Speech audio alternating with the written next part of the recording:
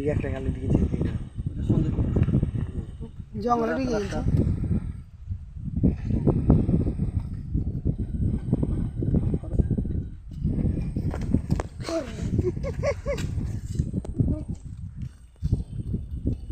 ওইভাবে ঝুল দেন না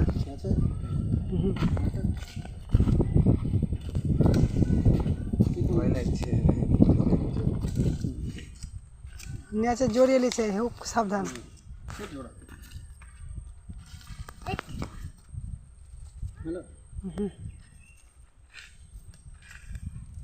সাপটি জিয়াগঞ্জ শিবির থেকে ধরে নিয়ে আসা হয়েছে, তাই ওকে ছাড়া হয়েছে। আপনারা দেখুন, রান্না করা হয়েছে। দেখুন ভালো ভিডিও করে ওকে আমি ভিডিওটা দিচ্ছি।